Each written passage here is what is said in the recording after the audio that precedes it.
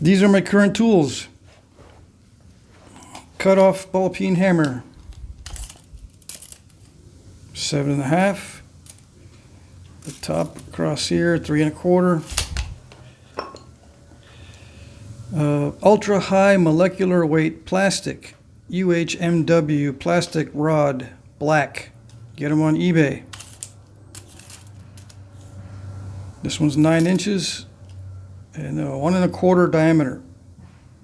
Although it's probably a little bit larger and it's probably in metric. Let's see what the metric says. I don't know, 32.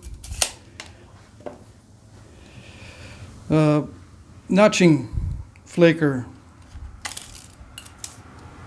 8.5. 16 penny nail, pounded at the tip and ground down. 3/8 inch steel rod, mild steel.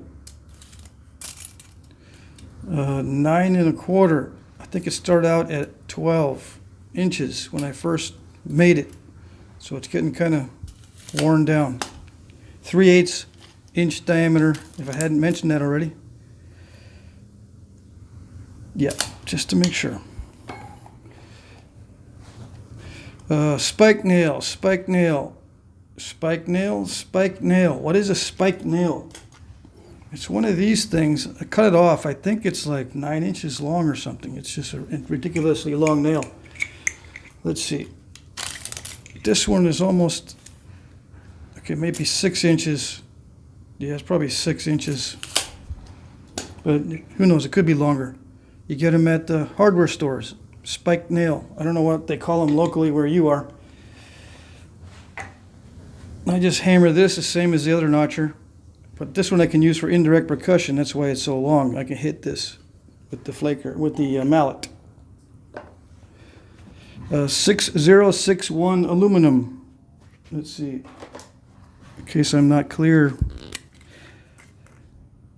6061. 1.5 inch diameter. Okay. Aluminum. Solid. Bar stock. Get it on eBay. Pieces of a broken up grinding wheel. 6 inches for a bench grinder. I think they come in 6 and 8 inch diameters or something like that. I just buy them. $15, break them into 4 parts. This is a handmade pad, domed. Vegetable tan leather on poplar. Okay, domed. So you make the wood domed, and then you can push the leather into place after putting contact cement in there. Contact cement on the wood after you dome it.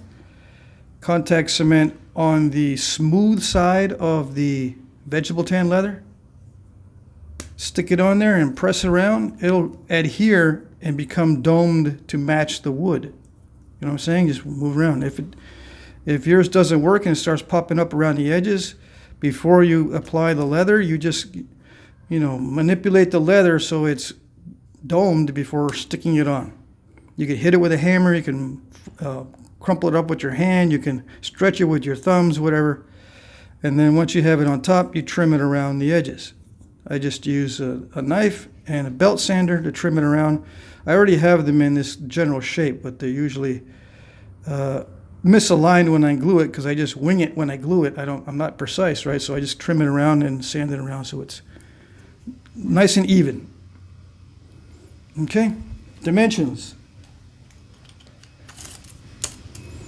3.25 by 2.5, but it's too big. I'm still working on the design. After many, many years, I'm still working on the design. This is actually too big for my hand, probably just right for everybody else. Okay, so I would take it down by 1/4 inch in both directions. So instead of being, what is it, 3.25, I would do a 3 by 2.25 instead of 3.25 by 2.5 on the next one. So that's it. I think, well, You can add other stuff, but this is just for flint knapping. I have a file, I have the grinder to grind the tips. I had a copper pressure flaker, but that thing drives me nuts because it wears down by about 1/8 of an inch for every 5 to 10 points. And these barely wear down at all after 5 or 10 points. Arrowheads barely wear down at all after 5 or 10 arrowheads. So I like those much better. And in terms of maintenance, as far as the material, none of these materials work better than copper. None of them. Better to have a copper hammer. You can even use a copper mallet, copper rods, copper tips, copper billet. Everything copper would work much better. Everything aluminum kind of is, there's plus and minuses because aluminum is very weak as far as the amount that becomes removed as you use it to knap. It wears down quickly, so that's a disadvantage. Not brass. Do not use brass. You can use wrought iron for everything if you want. Bronze is good. It works very similar to copper. Don't ask me about the copper alloys. There's many different copper alloys. You can get copper that's hard. You can get copper that's soft.